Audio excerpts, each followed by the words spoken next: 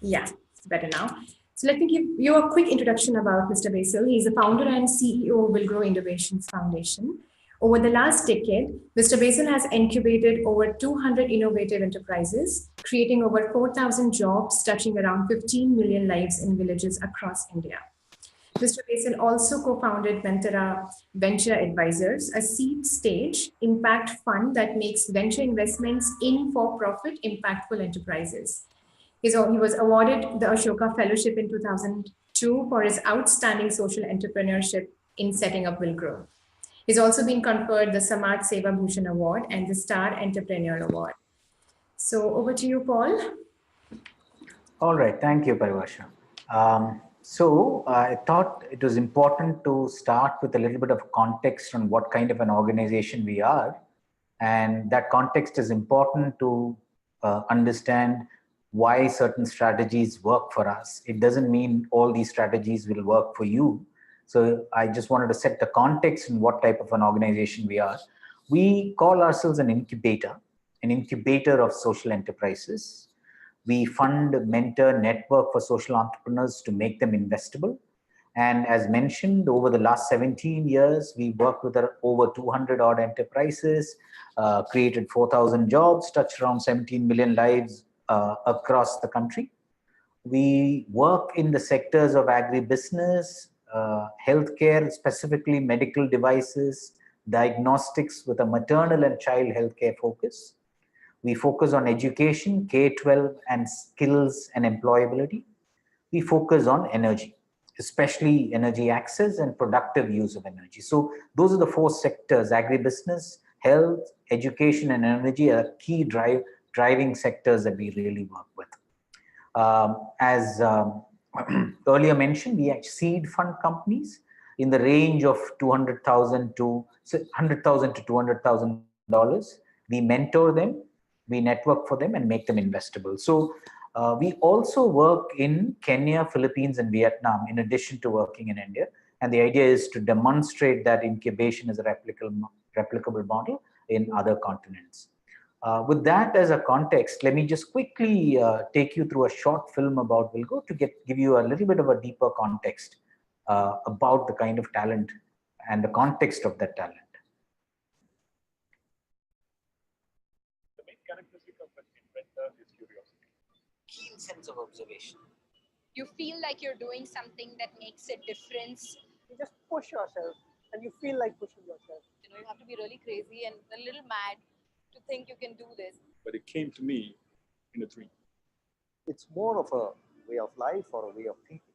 Always looking for problems and also solutions to those problems. But it's in that initial stage when, you know, you're the only person who believes in it. You need an organization that believes in you, and Will Grow is focused on that. Use innovation, the power of innovation, combined with entrepreneurship, for-profit entrepreneurship, to impact lives of people. Will Grow provides a bit of seed funding to help those businesses get off the ground.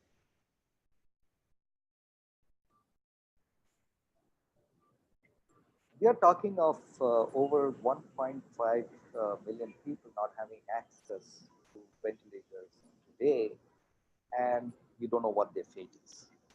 The One Breath is an example of how we have simplified the mechanical structure of the ventilator. So you've got higher reliability and a cheaper product. Our goal is to serve a community that cannot afford to buy one. Will Grow has been very supportive, understanding about the early stage product development, product manufacturing, and finally to product market. India is the largest producer and consumer of milk. A lot of milk spoils. If we could address the problem, I think we can develop a good business.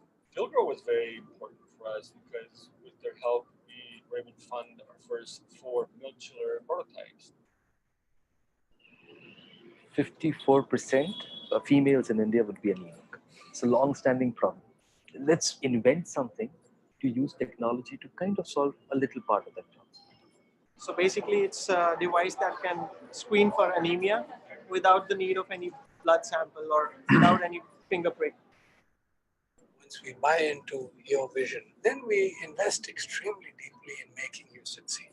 Billgrow gets involved in mentoring and providing self-reflection that businesses need to do in order to grow to the next step. I really believe that you can inspire and coach people to become successful innovators. The work we do can have a social impact, can make a difference to the lives of people who are underprivileged. The impact is immeasurable. You have an idea, you have an invention, come here, and we will give you everything that's required.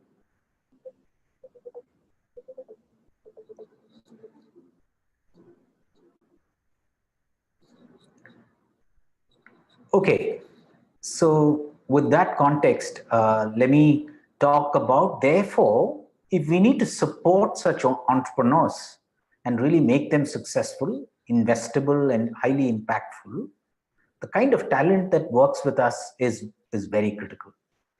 Now, let me just give you profiles of 3 members in our team, and this is kind of, I would say, an example of the type of people that work with us and therefore replicable across our company. Say, take member 1 with 25 years of experience in the industry, from the healthcare industry. You see the companies that he's worked, Phoenix Medical Systems, Cleveland Medical Polymers, right? With serious research, business development, and operations experience. You need such very senior talent to advise companies how to actually make their products work at the base of the pyramid. You need very focused sectoral expertise, and that is exactly what member 1 is all about, very deep in health. Now take member 2, with far lesser years of experience with investment banking and the sectors of agri, with a little bit of experience in Goldman Sachs and a non-profit in Gram Vikas, spends a lot of time, and the experience that that person has gained within Billgrow is around entrepreneurship, operations around entrepreneurship, but much younger team member. Hasn't built a company before, has exposure to entrepreneurship, but is required. This kind of a talent is also required to make some of these entrepreneurs successful. And a similar experience from the education sector, worked in Maruti Suzuki, in Tata Motors, and then did a wonderful Teach for India fellowship, created a non-profit called Just for Cakes, but has immense experience in actually being an entrepreneur himself or herself, but with around 6 to 7 years experience. Now, the reason why I mention this profile is for the group that is listening to this to understand the type of talent that is working with us. And therefore, if we need to attract and retain this talent, there are important things that we need to do. That's going to be the focus of the discussion in the next set of slides. So with that, I move to what are we doing to actually get them, why do they get attracted to us more than what are we doing to get them attracted to us. The first reason why they get attracted to us is because entrepreneurship with impact and impact investing has really grown over the last few years. If anyone wants to see how entrepreneurship is creating impact, how startup entrepreneurs are being created, Billgrow is the place. At any point, at this point, we have a portfolio size of around 120 odd companies directly being incubated within Billgrow and with our partner organizations in multiple states of India and outside of India. So you get an entire geographical perspective, cross-country perspective, you get a cross-sectoral perspective from agribusiness to education to energy to healthcare. This is very critical, and for a youngster, the types member 1 and member 2 and member 3 that I mentioned really prepares them for their MBA. So that's one group, the younger group, and they come in because this whole learning around entrepreneurship for impact actually prepares them for their next jump, you know, after 3 to 5 years of work to do a formal MBA. The other group, the member 1 group that I mentioned with far more seniority and experience and expertise, comes in because they've now reached a stage in their life where they've made the rich richer and now feel that they need to actually contribute their skills to making the poor richer. And they then do that job as by full-time members or mentors with Billgrow. So that's essentially the member 1 category really comes in because they believe that they can leverage their skills. The member 2 and 3 categories, which are the lesser experienced people, come in because they know that they can acquire greater knowledge and therefore on their path to possibly an MBA.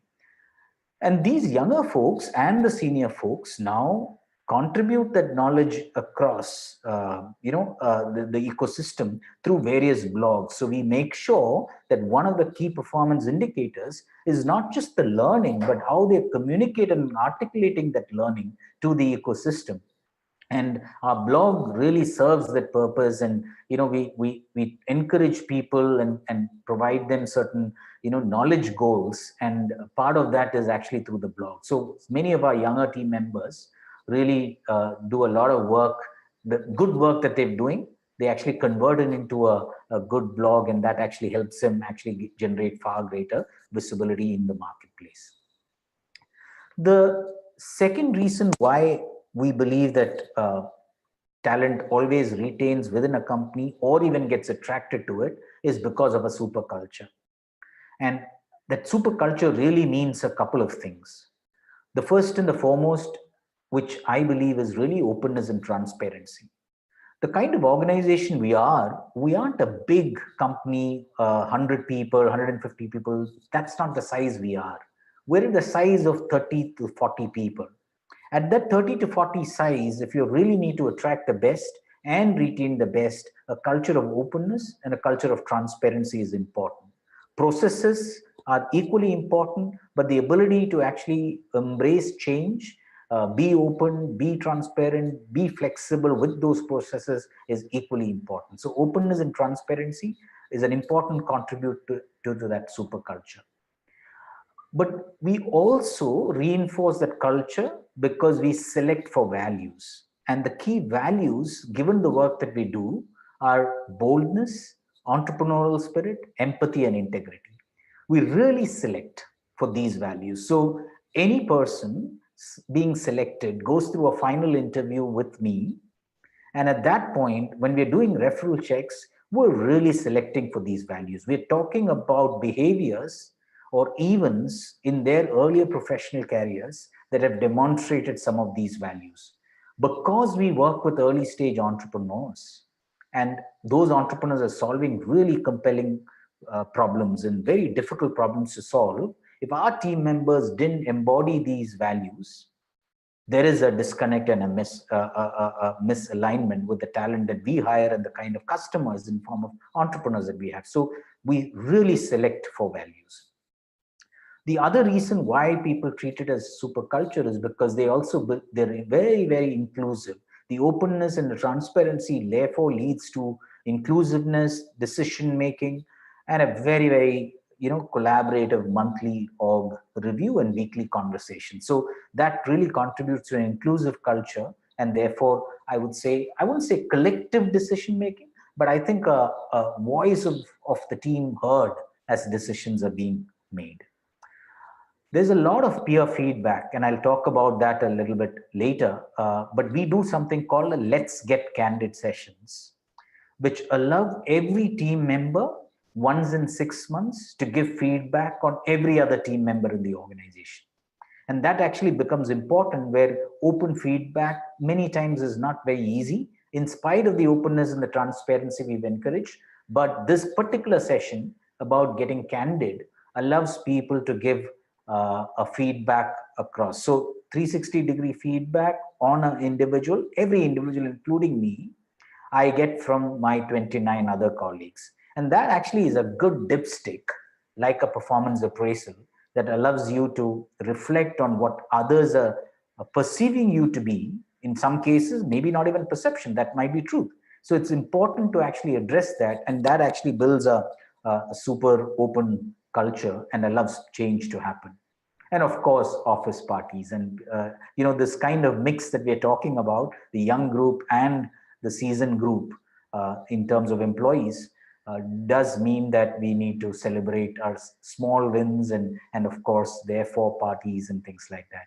So what you see here is, on the first picture, is really some of our learning sessions, where a lot of every month we kind of discuss each company that we work with, or a particular issue like a working capital issue or a pricing issue or a go-to-market issue. So there are learning sessions that actually allow some of that discussions to happen and surface some of these learnings. And a lot of parting that I talk about.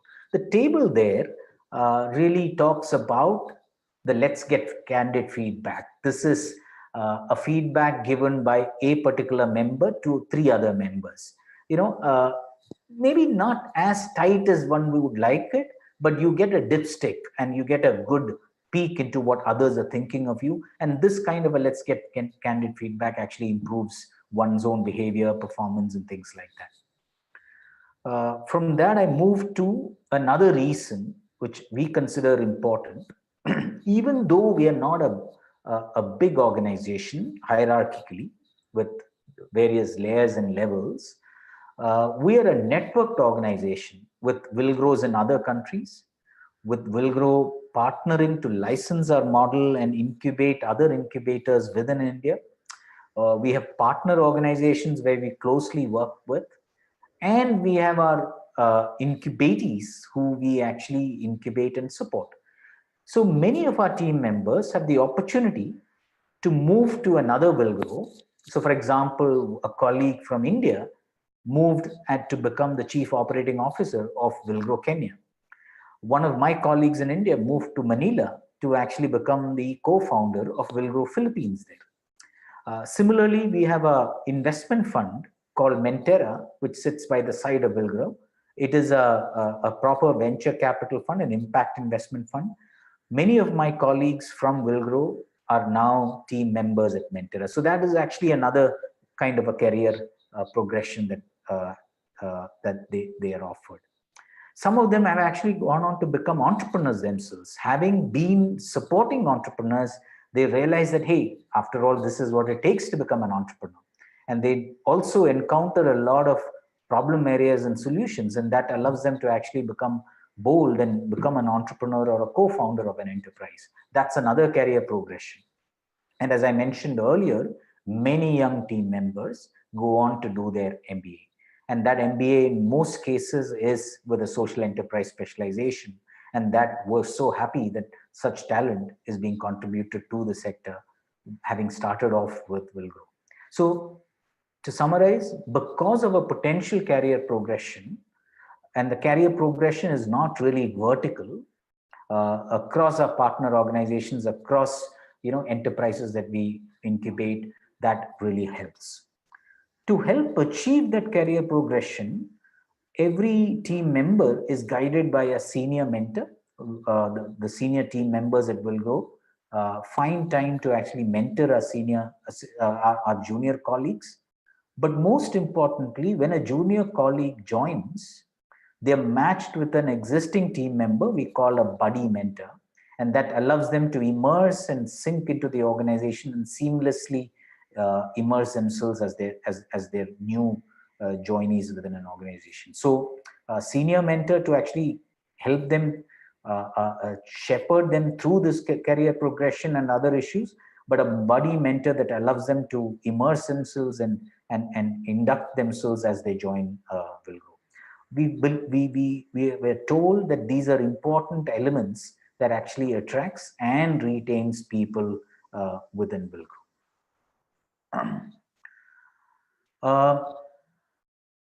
Really, I wouldn't say this.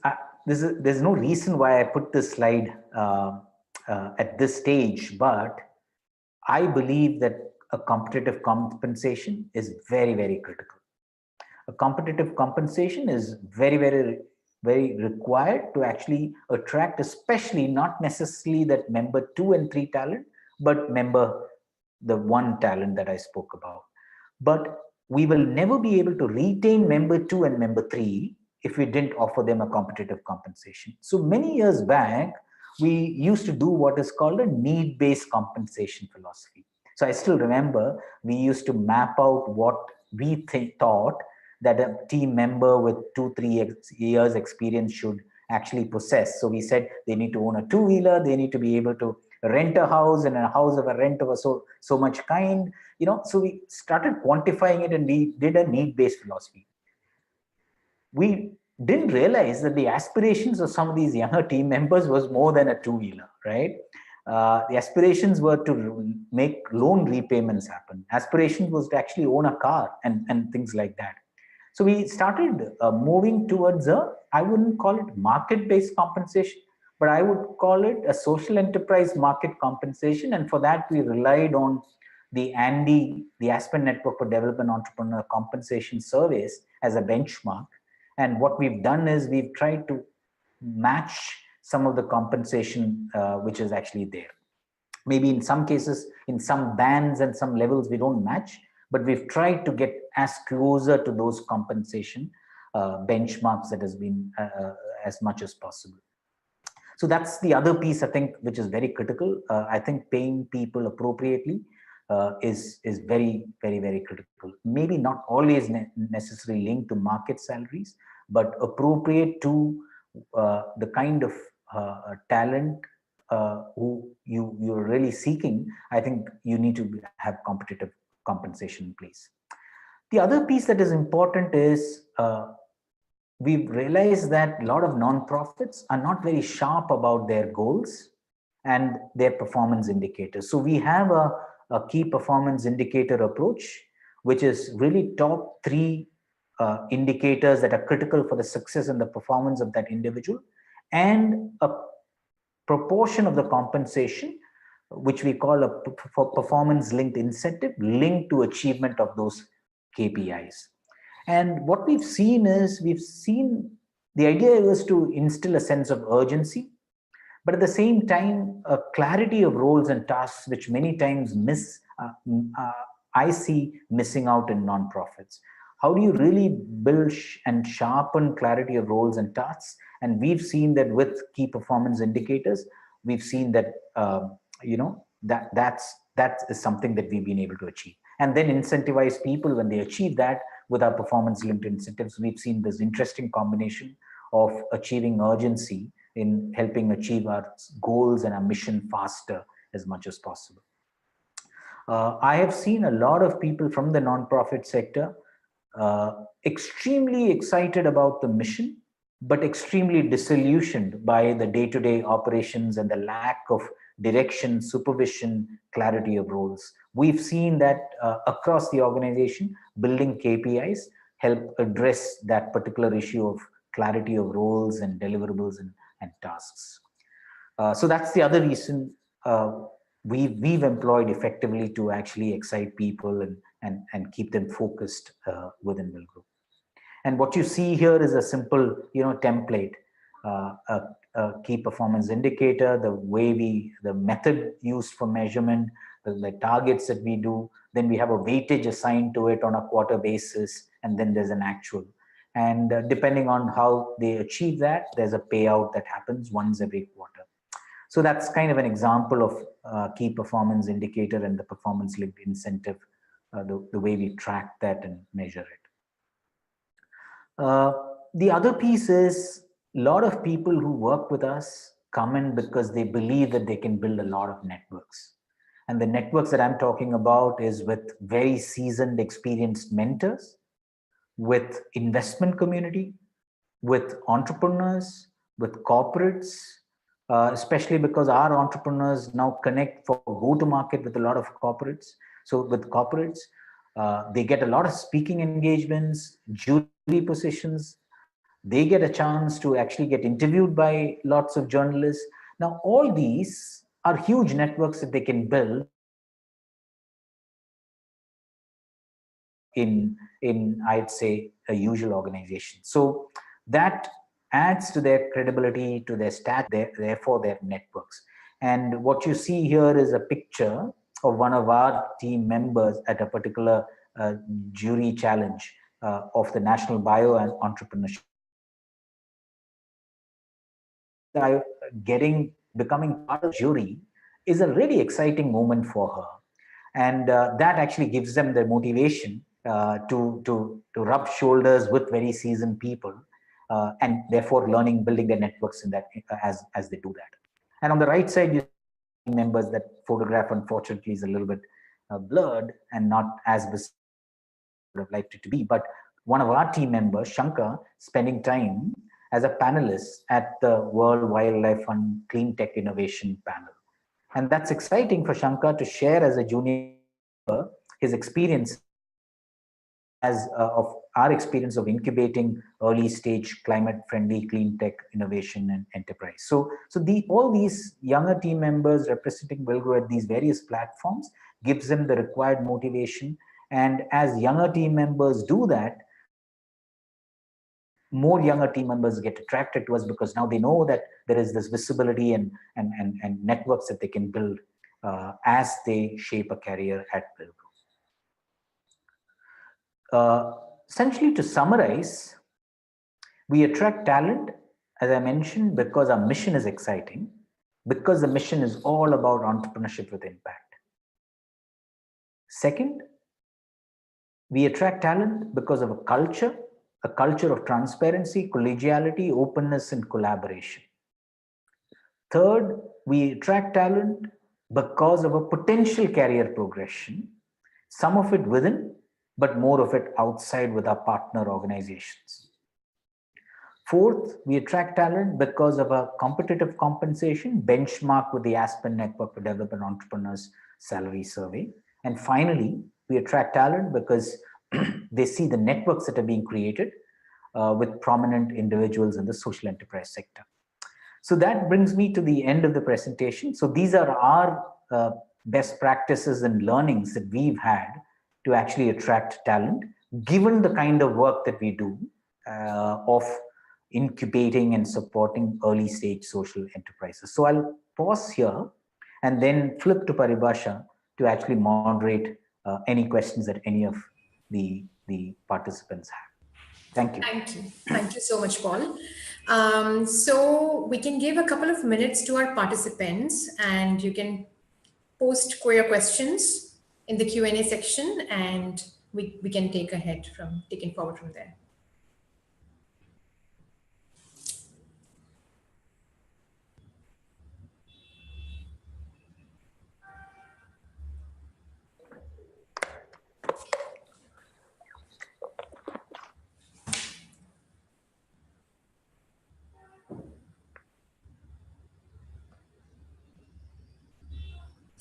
So we've got the first question from Avipsa, and she's asking how to resolve attrition problem.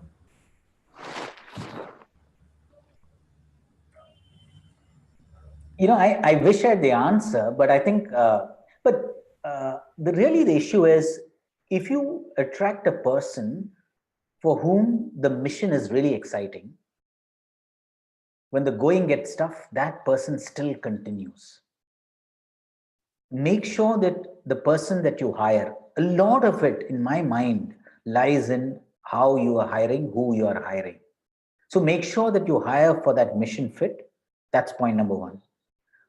Point number two, a lot of the attrition happens in my mind because of 3-4 things in nonprofits: lack of good compensation, absence of a boss that can actually mentor them and guide them effectively, and lack of clarity of purpose and goals.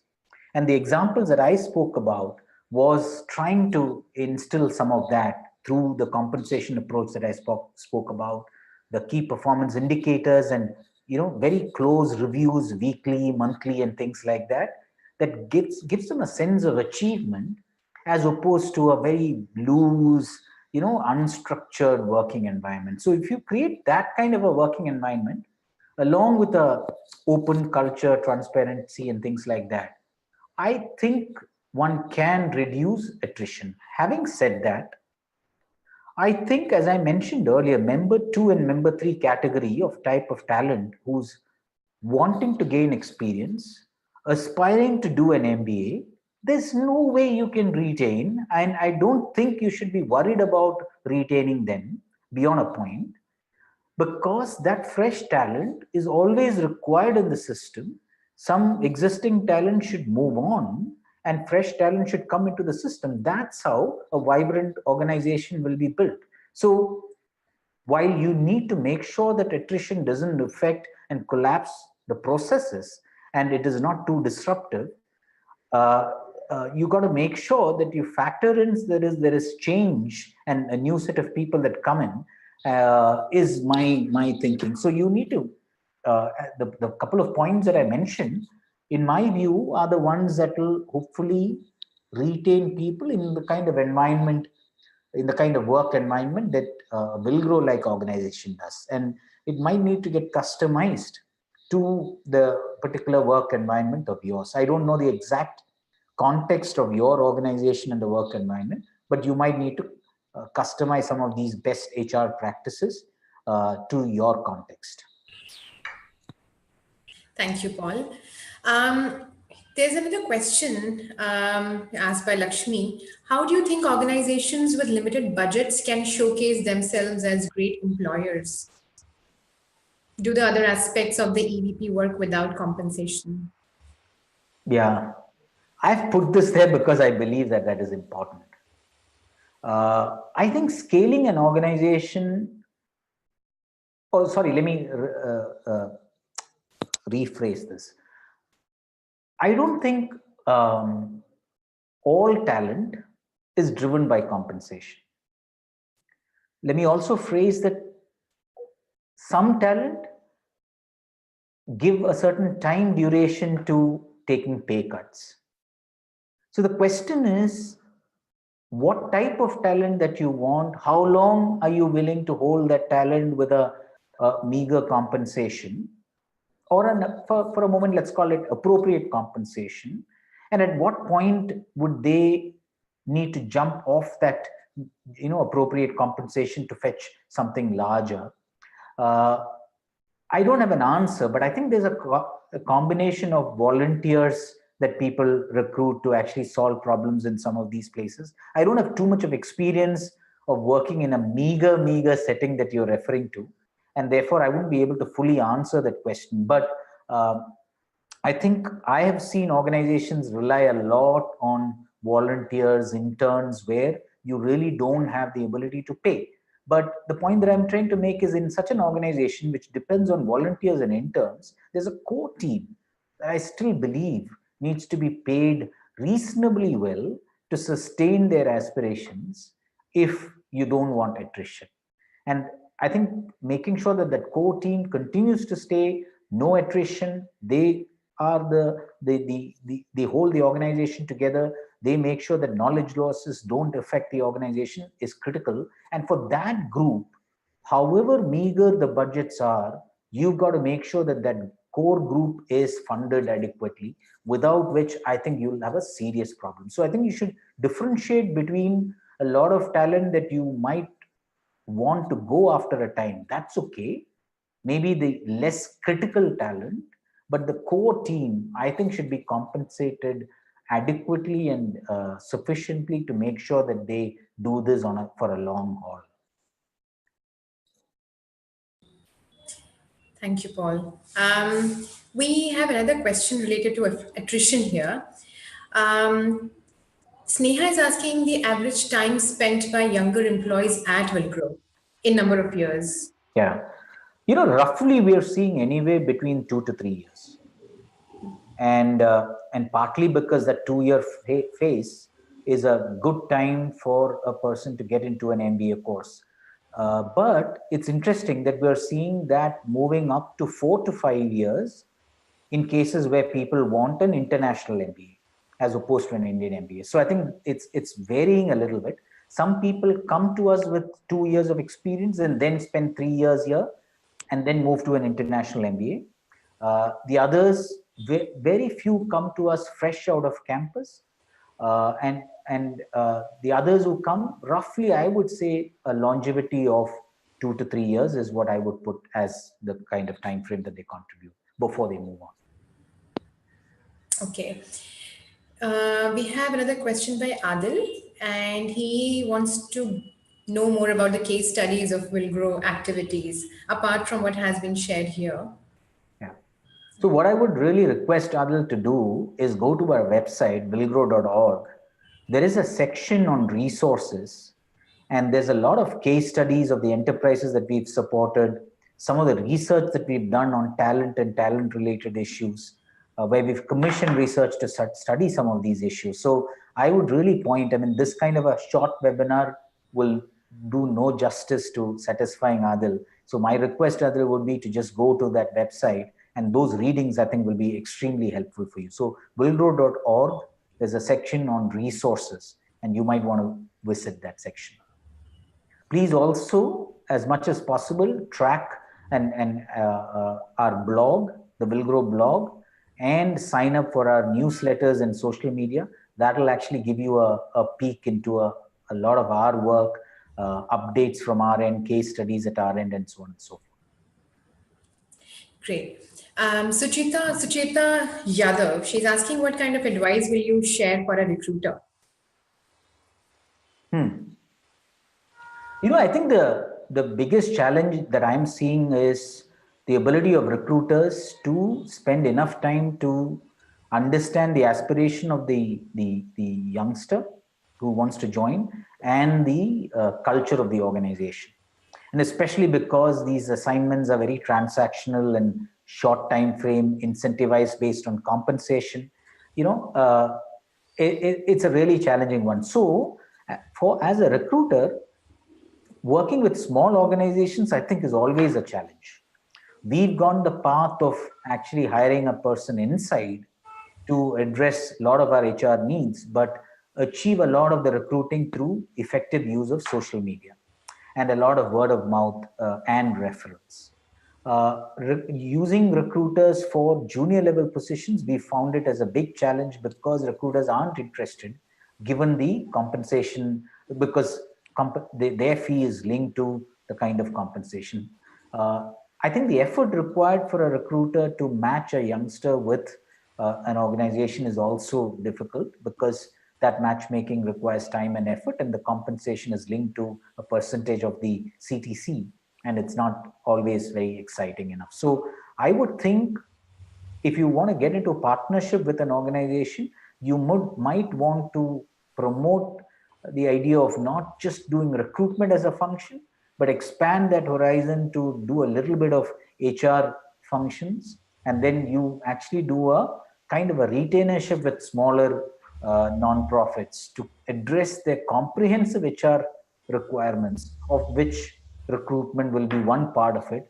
And by doing that, maybe you might be able to earn a higher fee, and that will allow you to also recruit candidates through that. So a transactional mode of working with, I think, smaller non-profits, I think, is always going to be a challenge for recruitment firms. And then maybe therefore platforms like Naukri or a rural Naukri then will kick in. And that's also a good business model for, you know, recruiting people for smaller organizations. But I would think a more comprehensive kind of an HR partnership, I think, is what is really required. Thanks, Paul. We have next question from Vishakha. And she's asking, what components do you include in peer feedback? Are these standard across levels in the organization?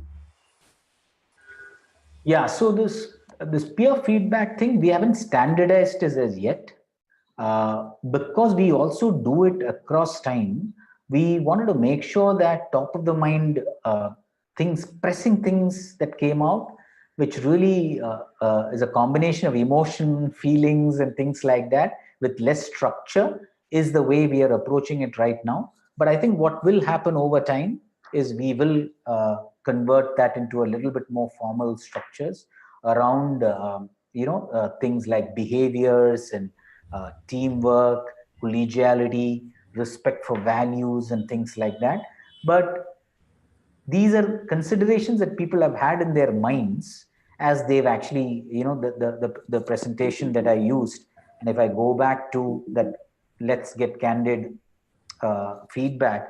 If you think about that table there, this member one, they've got feedback on, they're talking about taking greater responsibilities. That the other person is telling him that, hey, you are so capable, but you should take on more responsibility.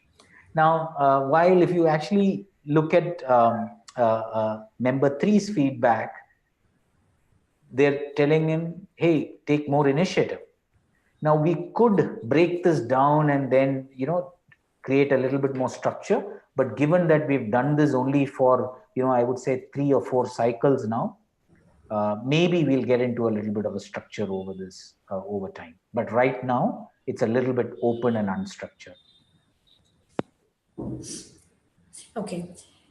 We have a next question from Vaibhav Arora, and he wants to know, what will you suggest to students who want to get into development sector, get higher education in the courses or programs available, or look for more experience first?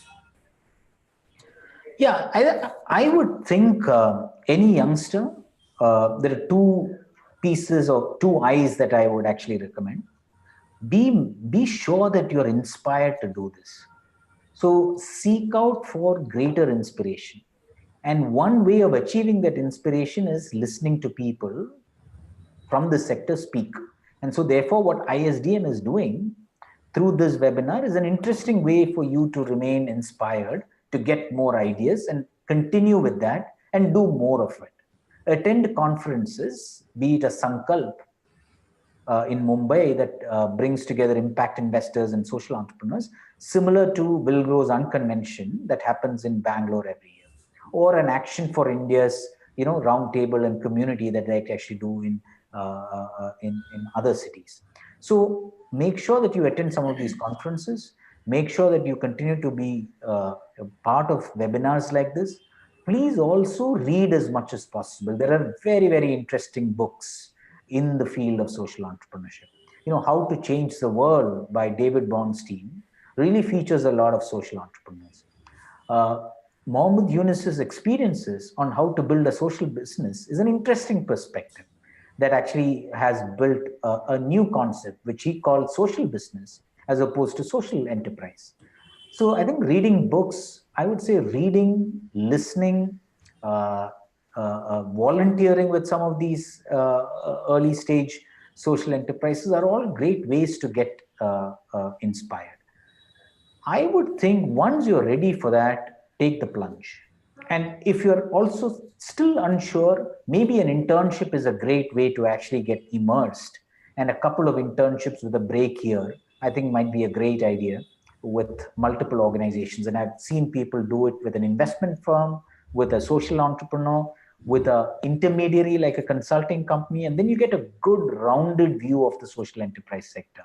And once you get immersed with a rounded year with a break year, I think you're much more well informed as to possibly what career path to take, or even what kind of a course to pursue post that immersion. So I would say get inspired, continue to stay inspired, even if you're 5 years, 10 years into a social enterprise career. But at the same time, if you're very young and want to get into the social enterprise sector, in addition to getting inspired, please also get yourself immersed in the ways that I mentioned. Thank you, Paul. The next one is interesting for me because I kind of struggle with answering this. Hi. So it's from Praveen and is asking, how do you ensure the fit while recruiting? For example, mission alignment, which is the most important, is difficult to gauge during the recruitment process. So this is not very conversation. I would say we don't pick these up only in conversations. A lot of it is picked up in referral feedback. How one behaved in the past. That's one area that we pick it up. The second area we pick up is we encourage people to spend a couple of hours with us at our office before we even offer them a job. When we do that, and when people walk around, they do lunches with our colleagues and conversations happen, we get a good sense of their overall larger commitment. And finally, we encourage people to be as honest as possible, because if this is for themselves, right? I mean, they need to self-select organizations for their own mission. It is not that we select, we give them enough information that they self-select. And finally, if they don't fit this culture and mission, we will finally ask them to leave. So we give them that opportunity saying, hey, self-select yourself. seek out more information from us. At some point, if you're not doing really well, and let me give you an example of one particular team member, and that might actually illustrate this. Very committed team member, very mission aligned, but on certain attitudes and values, wasn't really able to cope at the levels that we had set as benchmarks. And that required a couple of, I'd say interaction sessions with that particular team member. And after a point, we actually came to the mutual understanding, saying, hey, you don't fit this culture. And therefore, it might make sense for you to do what you best like.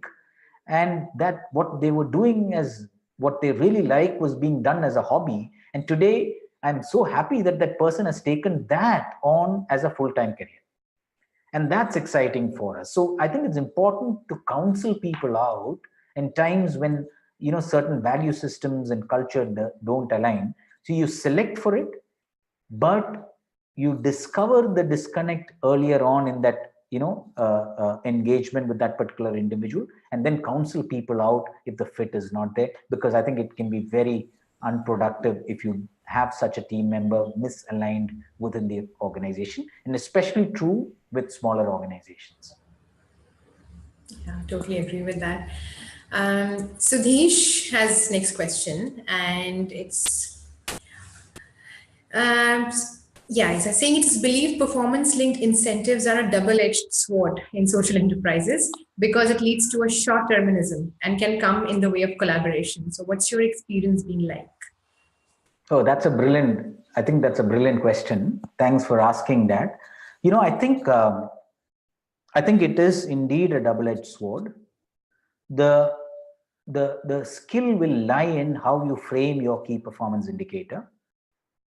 I think that's very, very critical. So what we do is for younger team members, we as much as possible define key performance indicators linked to outputs of theirs. Quality of outputs, quantity of outputs, and things like that, which is actually more under their control. For senior team members, we link it to outcomes because they have more decision-making power and therefore more control over those outcomes. Now, what this does is the senior team member is responsible, therefore, and accountable for outcomes, while the junior team member is responsible for the outputs that lead to those outcomes. So that way, there is an effective team play that actually comes in. Though if the outcomes cannot be achieved, the outputs are not realized. And therefore, because the senior team members is held accountable for outcomes and their KPIs and PLIs are linked to outcomes, it's a mutual win and a mutual collaboration, but that happens by default. But is it a perfect system? I would say the answer is no, but we're striving to actually build it as less double-edged sword as it will be, as we would like it to be. Having said that, the interesting observation that we've had is for lots of people, money is not a primary motivator or a driver. Now, what I have seen is it might not be relevant in a relatively smaller organization, I would say below 20 people. But if you aspire as a nonprofit to become 50 people, 60 people, 100 people, I think this double-edged sword is critical, because getting 100 fully committed, fully aligned people is going to be tough. And you might want to use KPIs and PLIs as a method of actually getting people aligned on certain common mission, common goals, and common strategies. So yes, it is a double-edged. It might affect collaboration and team spirit, but a lot of it will depend on how you set KPIs, how you define it at different levels within the organization, and the size of the organization. So and let me also just separate one thing out. Irrespective of the size of the organization, please make sure that you have KPIs. You might not have a performance-linked incentive attached to that KPI, but whether you're a 10-member organization or a 20-member organization, make sure that you have key performance indicators. As the organization size increases, I would think you should incentivize for performing, achieving those KPIs, because for the reasons that I mentioned, as the numbers increase, you'll have all sets of people, and you might need to use PLIs and as a means to actually tie them all together using a common umbilical cord. Cool. Next question is from Kavita Matthew, and she's asking, is the A&D compensation survey a paid service? How can we access it?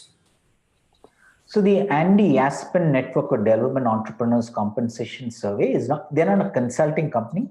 They're a membership-based network organization, Wilgrow is a member of that. Similarly, there are hundreds of organizations which are in the social enterprise sector who are members of that. And this is a member-related service. And the reason is many member organizations don't know what salaries of other organizations are. So it is a confidential, report that is actually available to members of the Andy network. Okay.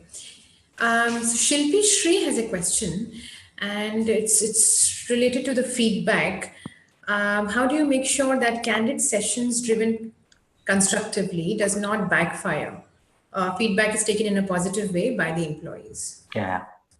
That's a great question. We've seen that when there is a traction created in a culture of openness and transparency, and that is led top down.